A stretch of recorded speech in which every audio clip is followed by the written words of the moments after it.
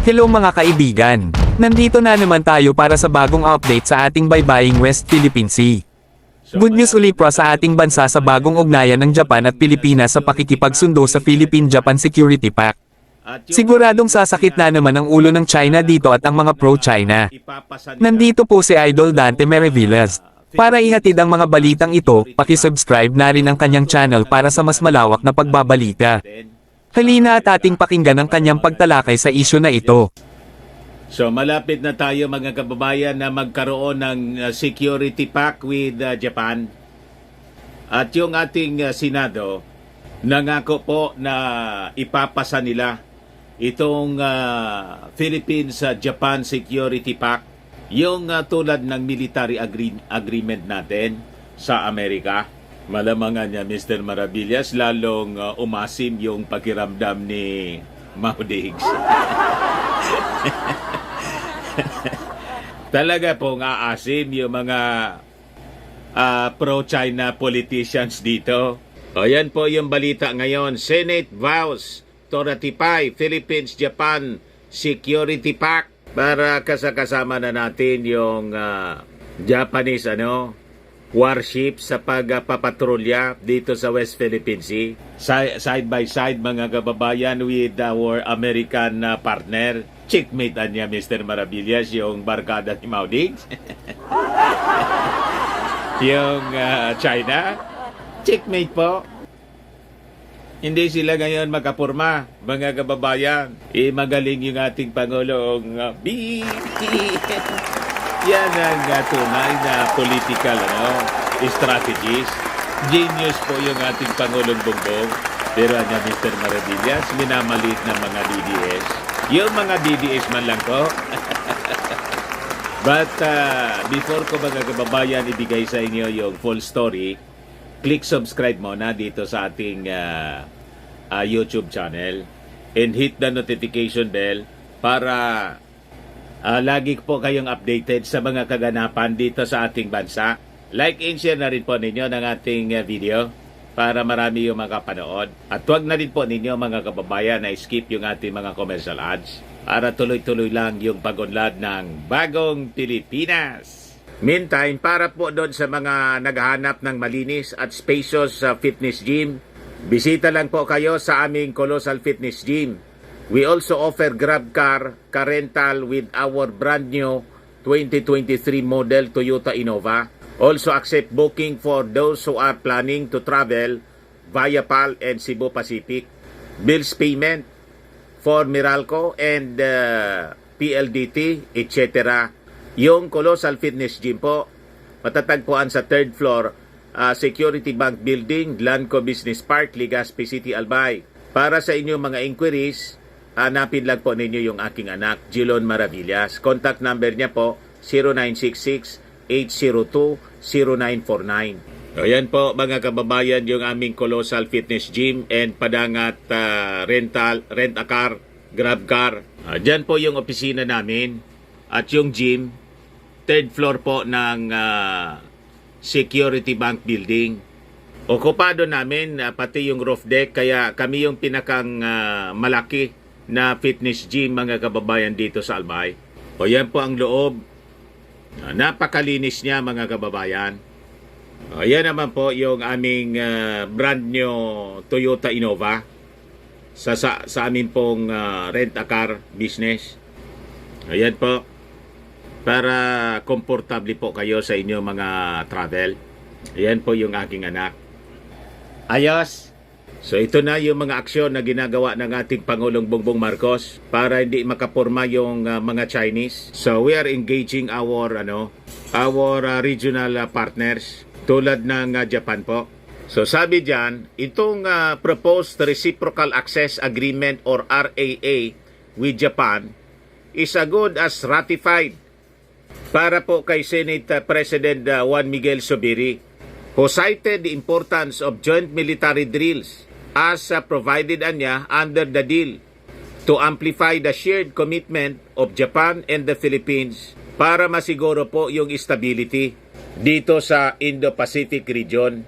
Malinaw kasi po na yung ating neighbor, yung kapitbahay nating bansa, ay nag-ambisyon po na kontrolin yung hindi kanila. Gustong kamkamin itong buong South China Sea. Pati yung ating territory, gusto nilang isama.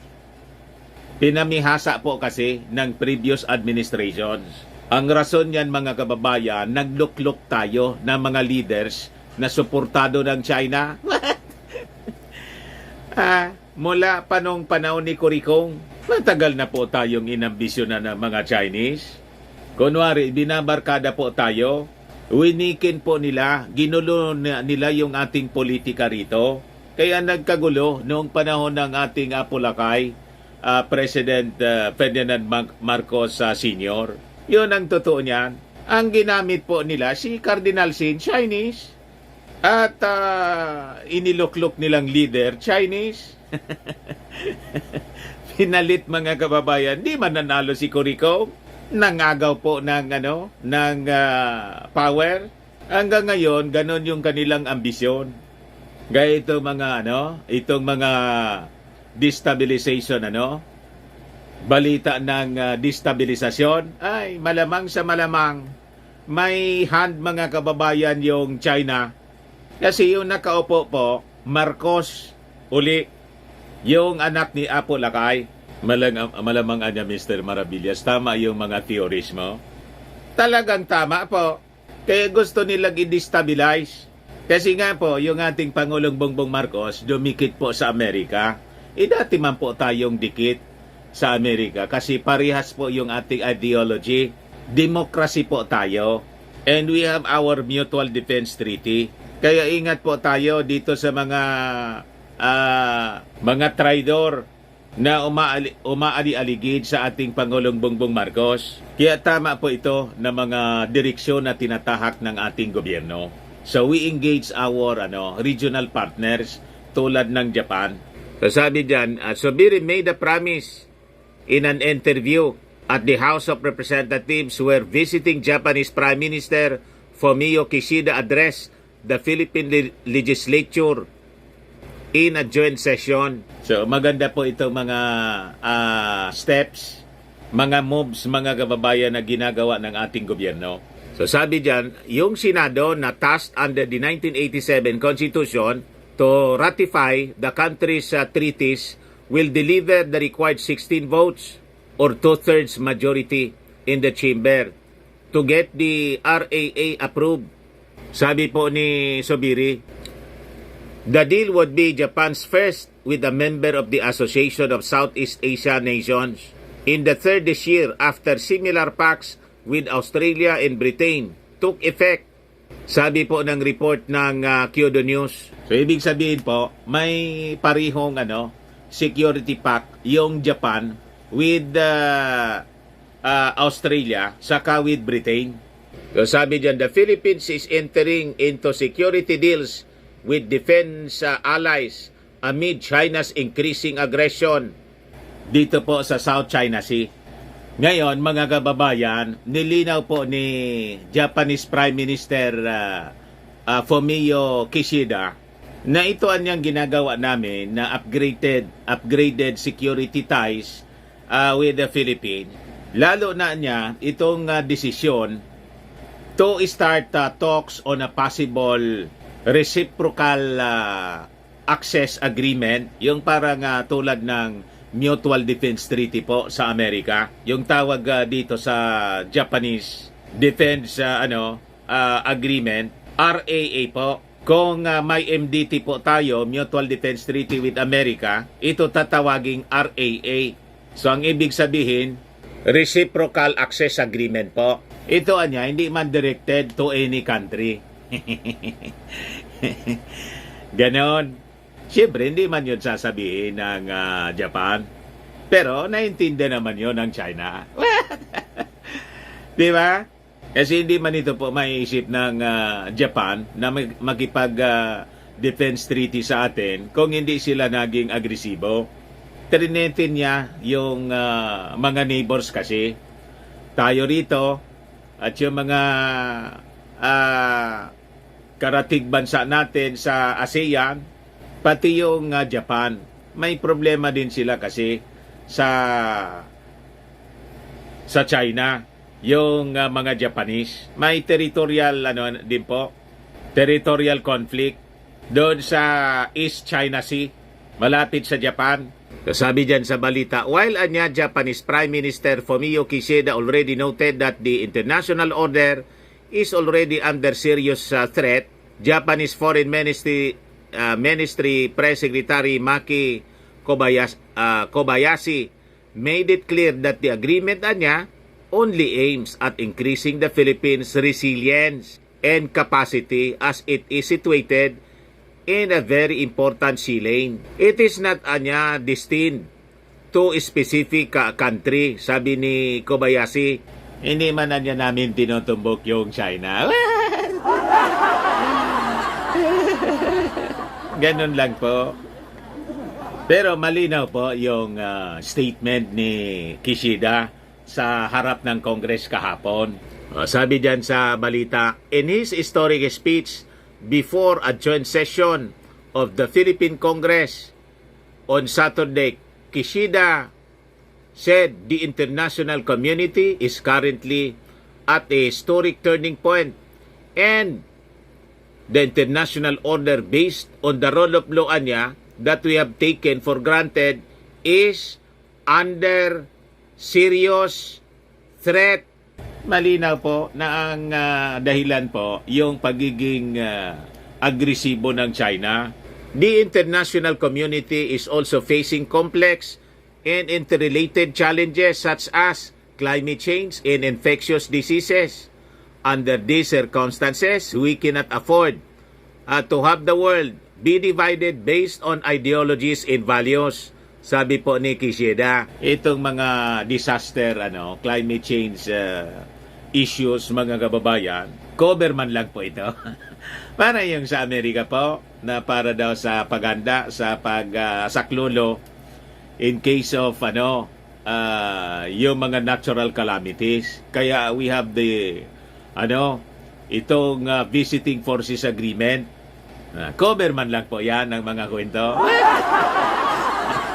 Pero habang kino-cover sa ganon, siyempre alam naman ng China na ito'y paganda laban sa kanilang pagsasamantala. Di ba? Malinaw yon. Tigilan kasi ninyo yung inyong pagsasamantala. Huwag masyadong ganid.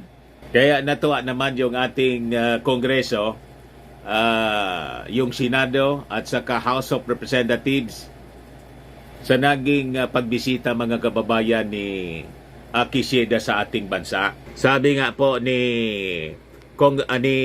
House Speaker Martin Romualdez, tinawag niya, mga kababayan, si Kishida as an upcoming great world leader. Magaling talaga po si Martin Romualdez. Emerging Philippine leader po si Martin. Yung mga statement niya po, pang presidente na po. Magalit naman na yan, Mr. Maravillas, yung mga DDS vloggers. Malayo man po yung tinutulak nila na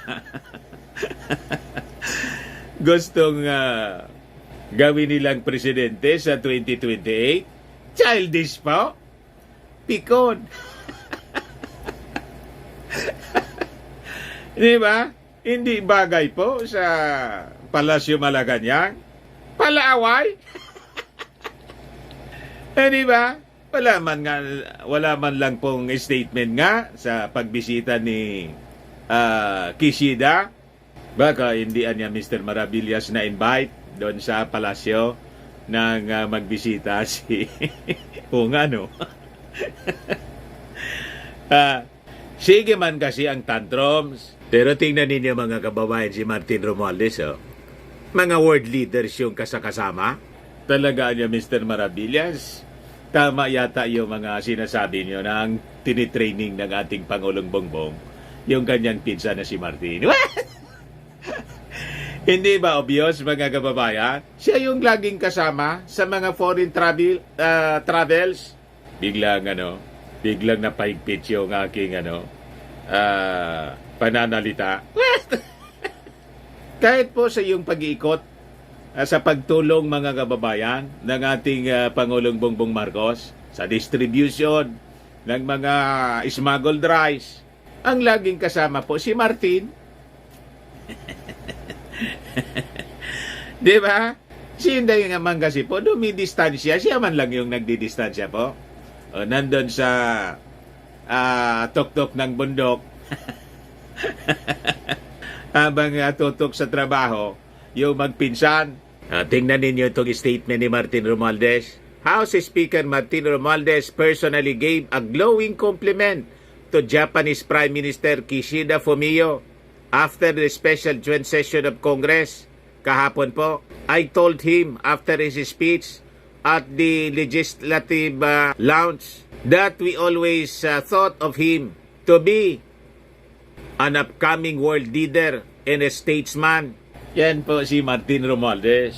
Today, he affirmed that Romualdez underscored Kishida's dedication to world peace and regional security.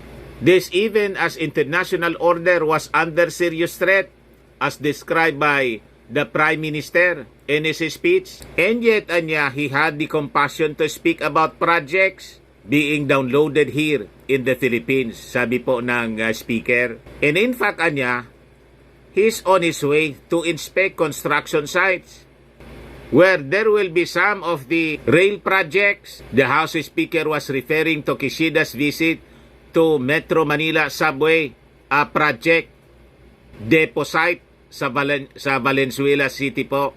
The subway project is among the 9 big-ticket transport project being built on the back of 1.3 trillion worth, 1.3 trillion yen worth of Japanese aid, according to the Department of Transportation. So, ganon mga kababayan. So, sabi ni Martin, he's very much a man whose feet is on the ground, but has a very good grasp of the worldview in how peace must reign in the region. Ganon mga kababayan. Ayos na ayos po si Martin Romualdez. Ayan man lang po mga kababayan. Baka lang gusto ninyo po itong itry. Firmax Firming and Lifting Cream. Pinapahid po sa mga pulses and affected area. Mainam po sa paninigas na mga kaso-kasuan. Ito naman po Automax Revitalizing Serum. Sa mukha naman yung application. Anti-aging po siya. You will look 10 years younger than your age. Ito naman po, Nengxia Red Mix Fruit Drink. Hindi man po siya gamot, food supplement siya. Kaya lang, gawa siya mga kababayan sa goji berry. Yung goji berry may anti-cancer properties. Ayos. O yung mga inquiries po ninyo, dumiritso na lang kayo sa aming messenger sa Facebook para masagot namin agad. Ako po si Dante Maravillas. Bye-bye. God bless.